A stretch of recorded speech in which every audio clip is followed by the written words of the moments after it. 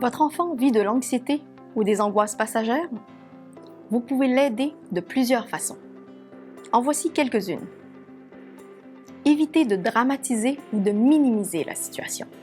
L'important est que votre enfant constate que vous comprenez sa peur et que vous le prenez au sérieux. Soyez à l'écoute. Posez-lui des questions et amenez-le à exprimer comment il se sent. Ne cherchez pas des solutions à tout prix. Réservez un moment précis dans la journée pour permettre à votre enfant de vous parler de ses inquiétudes et de ses peurs. Au cours de cet échange, écoutez-le et rassurez-le.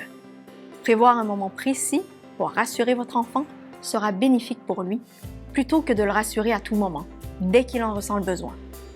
Le rassurer sur de longues périodes peut augmenter son anxiété et l'amener à vouloir se faire rassurer constamment. Apprenez à votre enfant à apprivoiser les situations qui lui font peur plutôt qu'à les éviter. Amenez-le à vivre ces situations graduellement en le soutenant et en respectant son rythme. Et surtout, félicitez-le pour ses victoires. Préparez votre enfant à la situation qui lui fait peur en lui expliquant ce qui va se passer et comment. Cela le rassurera.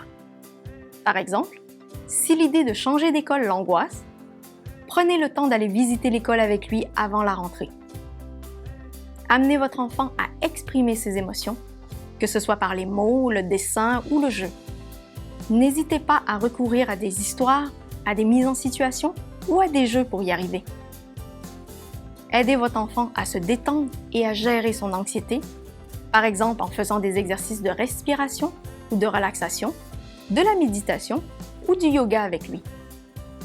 Encouragez votre enfant à faire de l'activité physique. Bouger est une bonne façon de gérer l'anxiété. Restez à la fois attentif et vigilant lorsque votre enfant se plaint de maux physiques, comme des maux de ventre ou des nausées. Expliquez-lui, si c'est le cas, que ces manifestations peuvent être directement liées à son anxiété. Amenez votre enfant à distinguer une menace réelle de ce qu'il croit être une menace. Par exemple, faire la distinction entre l'anxiété liée à un feu dans la maison et l'anxiété associée à un exposé oral. Retenez que l'anxiété est souvent passagère.